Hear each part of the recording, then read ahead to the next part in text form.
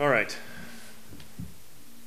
So what we're doing is we're gonna try and do a weekly review thing of comics and/or other comic-related media. If this one works out, if people dig it, we'll do one every week. We'll do what's new, whatever.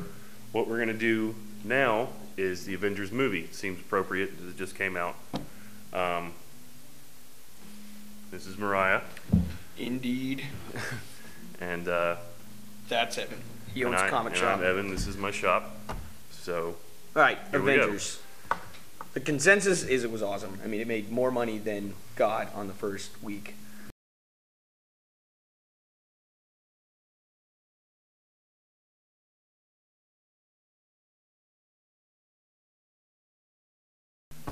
And we went and saw it, and I gotta admit, it was the shock value, sticker value. I mean, it was good. Oh yeah, no, I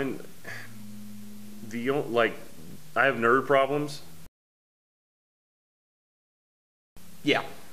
But small ones, small enough that the good stuff outweighs. Yeah, I think with any comic book movie, you can go in and you can pick it apart. You can find things to hate, and that's. Oh yeah. I've watched people do that with a lot of good movies, and I don't want to do that to this. No, because it was good, and. So good. Well, yeah, that's what everyone says. Let's cover what was bad about it. What?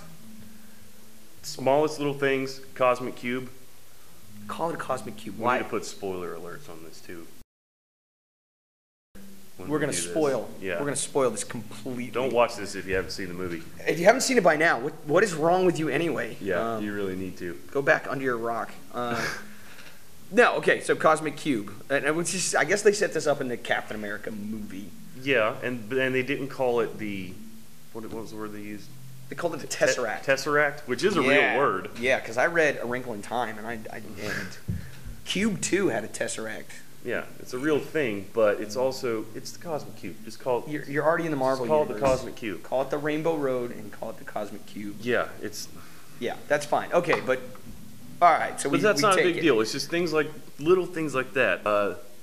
Still not a fan of what's his name, Hemsworth, as Thor. Or his plastic armor. And the plastic Asgardian armor. Him and Loki wearing that Asgardian armor. Plasticky stuff. Yeah, it looks stupid. I don't because everything else looks so good. Everything else is, Iron Man looks like he's in an iron suit. Yeah. Well, why can't we have Thor? And I guess they were just going back from the Thor movie and just taking everything, Right. So he had some graphic consistency. Oh, I didn't expect him to change it just for Avengers. It was all supposed to exist. Even the hammer never felt like it felt like a prop. It didn't feel like. It didn't look like bam! Uru metal. Yeah. But that being said, the fight between him and Iron Man, I mean, that's pretty epic. Yeah. Headbutt from a god, wham, and then it's all over the place. Fall over so, we can talk about the vibranium shield versus Thor's hammer, which I like that. That was good, but that's an odd. Okay, so again, spoiler alert. You have to see the movie, but so it's Iron Man and Thor, and they're having this big fight, and Captain America comes up. He's very Captain America. I do like they got the characters and the relationships between the characters. They're dead on. Yeah. But he just shows up and says, "No, stop. Put the hammer down." Which of course, that's the play on words. Ooh, don't tell Thor to do that. And then Thor, wham, and it's an awesome scene. Everything blows down, and then that's it. You're like, oh. And then they just stop. That's an odd. I guess they just wrote themselves in a corner. Where do you go after Thor literally drops the hammer? Well, and it was the idea of Cap being able to step in and kind of tell what, and whether he did it with where he told him what to do and he didn't do it, but yeah, once he decided he was going to do something about it, shield, smash, and they do stop. It's like, oh, okay. And because they have to find a way, to balance Steve. the ego of a god and the ego of Tony Stark. Yeah. So I guess there really wasn't any other way. Amazingly enough, the film takes all these characters and gives each one of them enough screen time that you feel like you know them and you don't have to watch the other movies. That's true. And they still feel very true to the comic book characters. I didn't think they were going to pull that off. But they did. Well, Joss Whedon, man, he already the nerd fame with Firefly and Buffy and stuff like that. But he's not only. I mean, he wrote, X-Men, and obviously reads comics. To write them, you have to read. He knows he knows how to pace it, and he knows all these characters' histories already. Unlike so many other directors.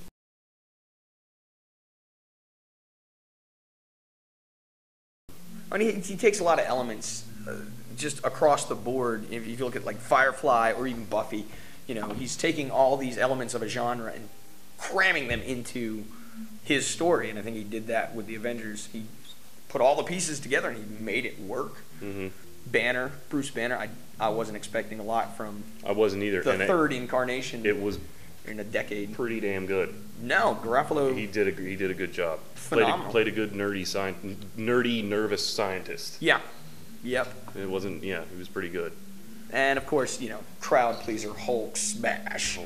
Everything. I'm okay with that. There was nothing.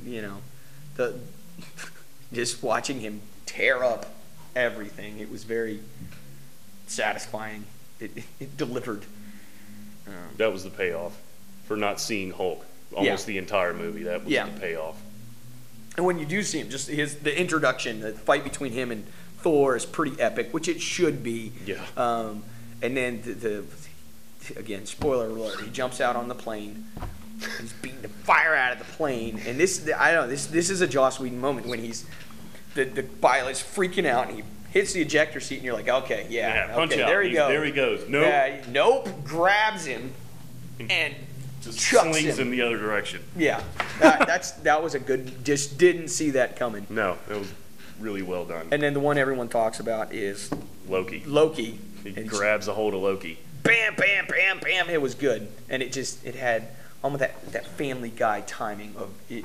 More? Okay, we're gonna hit him for another solid 3 seconds. Yeah.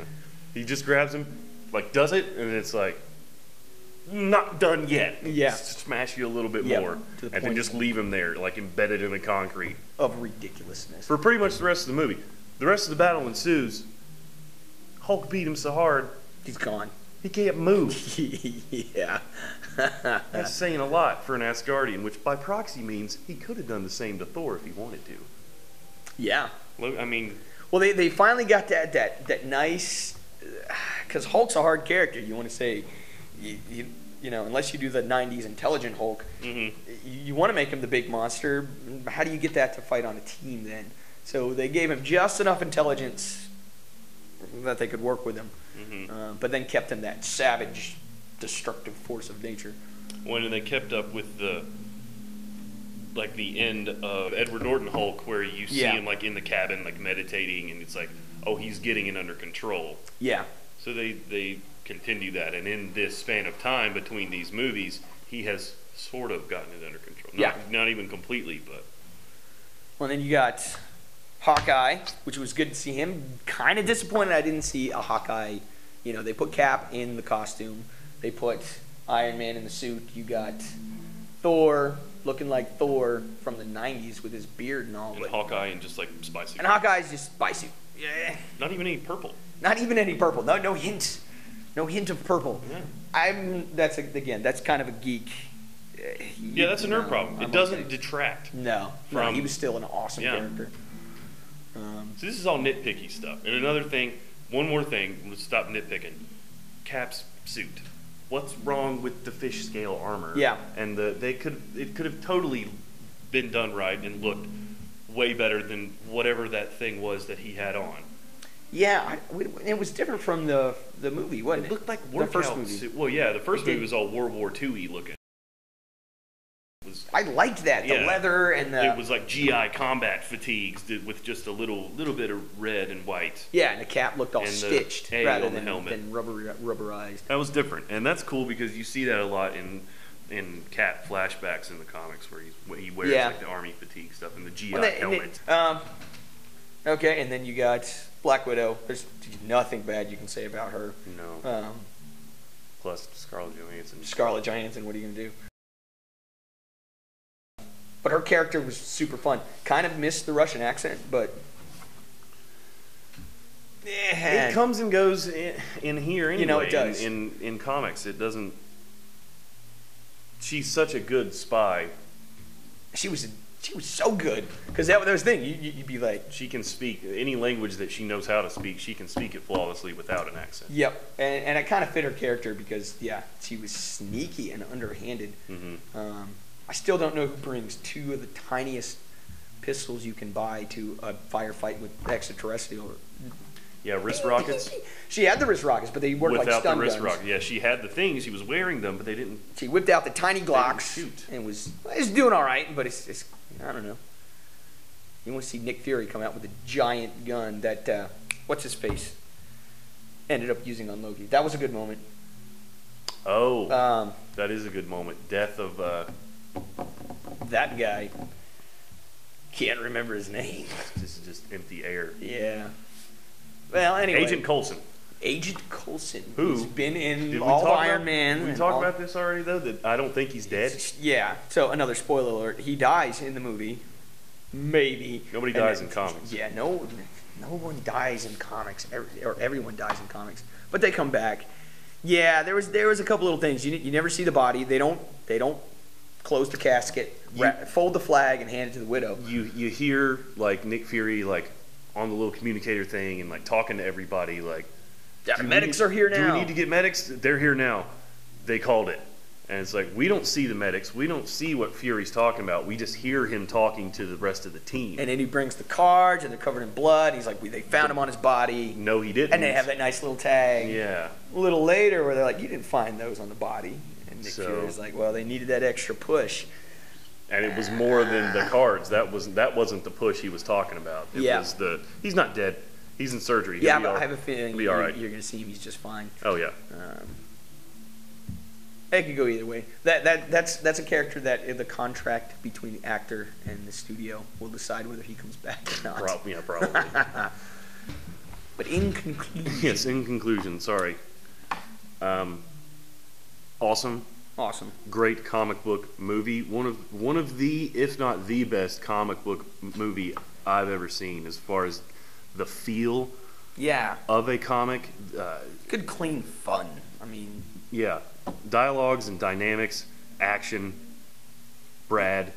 It was all They very, didn't try very to do good. their own thing with the characters. They really tried to be true to everyone and give everyone good screen time and then just give you a good ride of special effects. Everything you love about movies is pretty much in this movie.